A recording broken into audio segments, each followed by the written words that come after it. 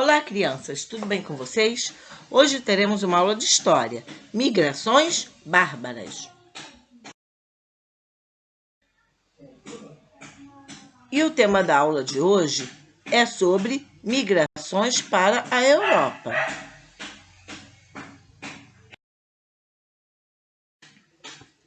As migrações de pessoas são comuns ao longo da história. Isso aconteceu com os primeiros grupos humanos pré-históricos e continua até hoje com o intenso deslocamento de indivíduos. Entre os séculos III e V, o Império Romano do Ocidente experimentou um período de muitas migrações.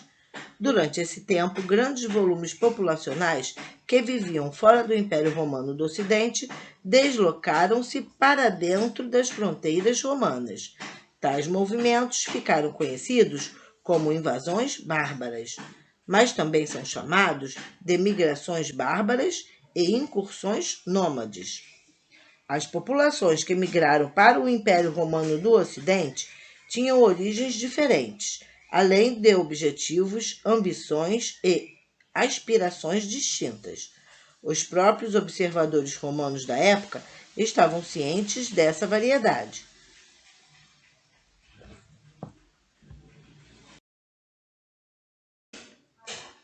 Com relação à origem desses povos, é possível dividi-los nos seguintes grupos: escandinavos, os anglos, saxões e justos, germanos ocidentais, suevos, burgúndios, alamanos e francos, germanos orientais, godos, alanos, alamanos, vândalos e lombardos, eslavos, povos de origem indo-europeia, mas de etnias e culturas diferentes, como russos, croatas, tchecos, entre outros. Hunos, de origem mongólica, provenientes da Ásia, eram nômades e pastoreavam o gado. A organização desses grupos, a maioria seminômade e tradicionalmente guerreira, era tribal e agrária. Além disso, havia entre os próprios romanos quem os considerasse não invasores, mas libertadores. Na Gália, a população saudou os estrangeiros pelo fato de a terem liberado da administração romana.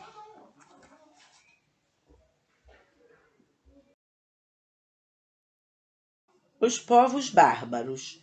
Bárbaro é outro termo que precisamos utilizar com cuidado.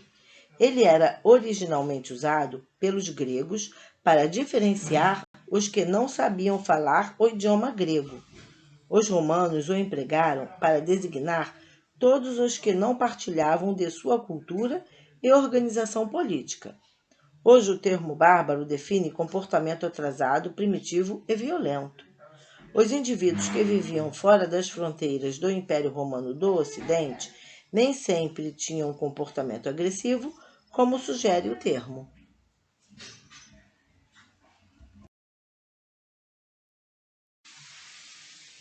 As migrações. Diferentes abordagens.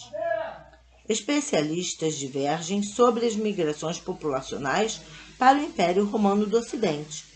Alguns defendem que até o século III a entrada dessas populações no Império teria sido pacífica, mas a partir do século V os movimentos caracterizam-se pela violência.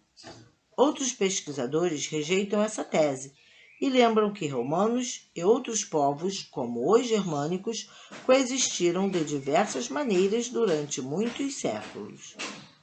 De acordo com eles, a ideia de invasões de hordas bárbaras, violentas e sedentas de sangue durante o século V teria surgido ainda naquela época e sido bastante reproduzida nos séculos seguintes. Ainda assim, esses historiadores não negam que tenha havido momentos de violência.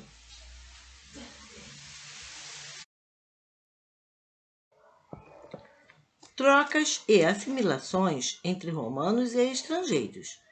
Nas regiões mais distantes de Roma, havia trocas comerciais e culturais entre as populações romanas e os estrangeiros, com destaque para os germânicos. Desde o século II, germânicos já coabitavam as terras romanas e até serviam nas tropas do exército imperial. de tal modo que, no começo do século V, o exército romano era composto de 30% ou 40% de germânicos.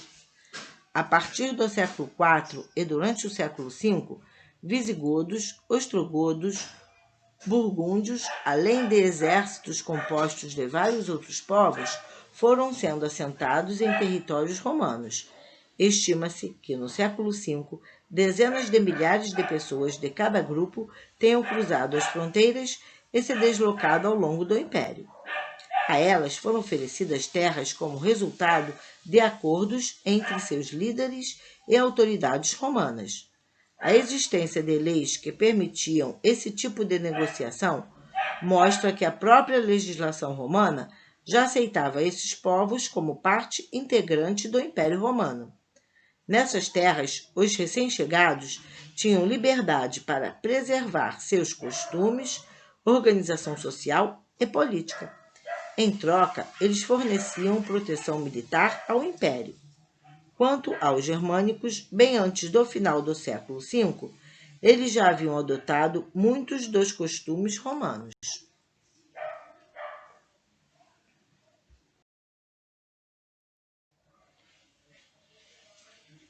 Por muito tempo, o Império Romano do Ocidente manteve a unidade cultural. Aristocratas realizavam os mesmos rituais sociais e partilhavam as mesmas ideias.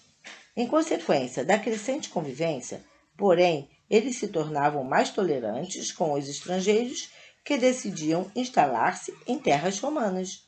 Enquanto essas trocas aconteciam, o centro do império deslocava-se do Ocidente para o Oriente, para as cidades gregas da Ásia Menor. Com essa mudança, a cultura romana seria influenciada pela arte grega e também pela arte e religião mesopotâmicas. Ao mesmo tempo que ocorriam trocas, alguns aspectos da cultura romana simplesmente desapareceram, como as arenas e os anfiteatros usados para circos e jogos.